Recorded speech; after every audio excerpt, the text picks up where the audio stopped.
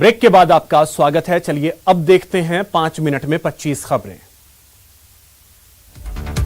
प्रधानमंत्री मोदी सीबीएसई 12वीं के छात्रों और उनके अभिभावकों के साथ हो रही वर्चुअल बैठक में अचानक शामिल हुए। इस दौरान छात्रों और उनके पेरेंट्स से पीएम मोदी ने परीक्षा के स्थगन और उसके असर पर चर्चा की। साथ ही छात्रों से मार्किंग करने के तरीके के बारे में भी पूछा। पीएम मोदी ने अभिभावकों से भी सवाल किया। उन्होंने पूछा कि अब कैसा लग रहा है। इसके जवाब में एक अभिभावक ने कहा कि सरकार के इस कदम से अच्छा लगा क्योंकि कोरोना के बीच परीक्षा एक बड़ी चिंता थी। प्रधानमंत्री नरेंद्र मोदी ने गुरुवार को भारतीय जनता पार्टी के उपाध्यक्ष मुकुल रॉय को फोन करके उनके बीमार पत्नी का हालचाल जाना। मुकुल रॉय की पत्नी कृष्णा कोरोना वायरस से संक्रमित हैं और एक प्राइवेट अस्पताल में उनका इलाज चल रहा है। पंजाब में कांग्रेस ने आम आदमी पार्टी में सेंधमारी की है। आपके 3 विधायक गुरुवार को कांग्रेस में शामिल हो गए। पंजाब के मुख्यमंत्री अमरिंदर सिंह ने तीनों विधायकों का पार्टी में स्वागत किया। दिल्ली में कांग्रेस पैनल की बैठक के बाद मनीष तिवारी ने कहा कि पंजाब कांग्रेस में कोई झगड़ा नहीं है। साथ ही उन्होंने बैठक में हुई बातों को लेकर कोई जानकारी नहीं दी और कहा कि बैठक की बातें गोपनीय हैं। राहुल गांधी ने ट्विटर के जरिए मोदी सरकार पर हमला बोला है। उन्होंने लिखा कि अब की बार करोड़ों बेरोजगार, कौन जिम्मेदार? सिर्फ और सिर्फ मोदी सरकार। फोन टैपिंग केस मामले में मुख्यमंत्री अशोक गहलोत के ओएसडी लोकेश शर्मा की याचिका पर दिल्ली हाईकोर्ट ने दिल्ली पुलिस और राजस्थान पुलिस को नोटिस दिया है। शर्मा ने सुनवाई के दौरान कोर्ट को कहा कि दिल्ली में एफआईआर दर्ज नहीं कराई जा सकती क्योंकि ज्यूरिसडिक्शन राजस्थान का है।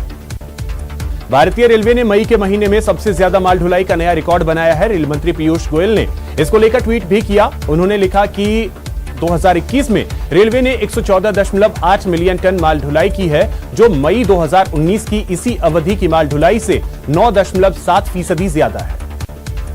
थल सेना प्रमुख जनरल नरवणे ने जम्मू कश्मीर में लाइन ऑफ कंट्रोल की फॉरवर्ड लोकेशन का दौरा किया। इस दौरान उन्होंने सेना की ऑपरेशनल तैयारियों का जायजा भी लिया। थल सेना प्रमुख ने कहा कि भारतीय सेना को पूरी तरह अलर्ट रहने की जरूरत है। एआईसीसी की ओर से गठित कोविड टास्क फोर्स की वर्चुअल बैठक हुई, जिसकी अध्यक्षता गुलाम नबी आजाद ने की। बैठक में प्रियंका गांधी डोटासरा समेत कई नेताओं ने कोरोना के हालातों पर चर्चा की।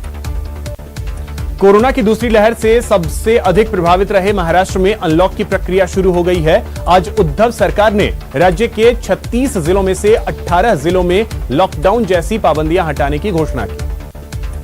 कर्नाटक के मुख्यमंत्री बीएस येदियुरप्पा ने राज्य में लॉकडाउन को 14 जून तक बढ़ाने का ऐलान किया है। कोरोना संक्रमण को रोकने के लिए गुरुवार को यह फैसला लिया गया।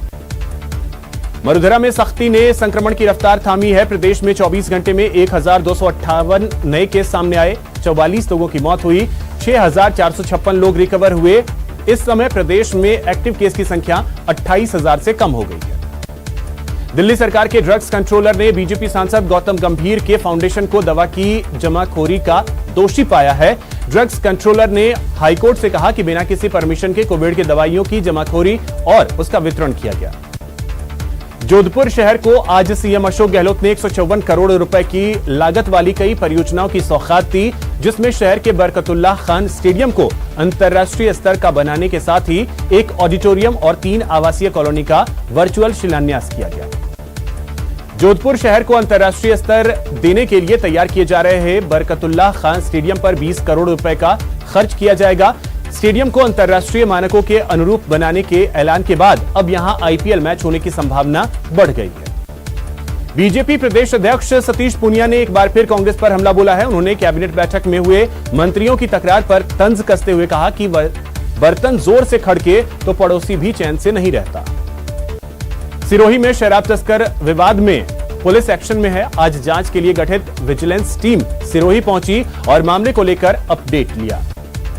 करौली में एसीबी की टीम ने कार्रवाई की और हिंडौन नगर परिषद के पूर्व संविदा कर्मचारी योगेश शर्मा को 12,000 रुपए की रिश्वत लेते हुए रंगे हाथों गिरफ्तार किया।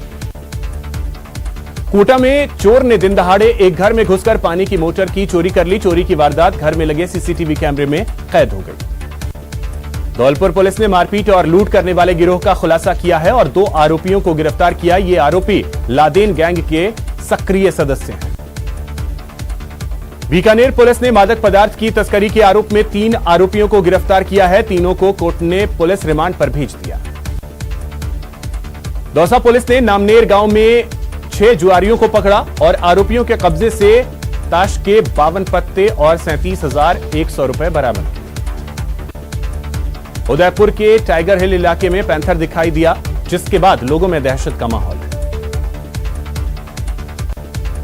केंद्रीय खेल मंत्री किरेन रिजिजू ने भारतीय ओलंपिक दल की ऑफिशियल जर्सी किट लॉन्च की है। इस अवसर पर खेल मंत्री ने सभी खिलाड़ियों से ओलंपिक खेलों में अपना 100% देने का आह्वान किया।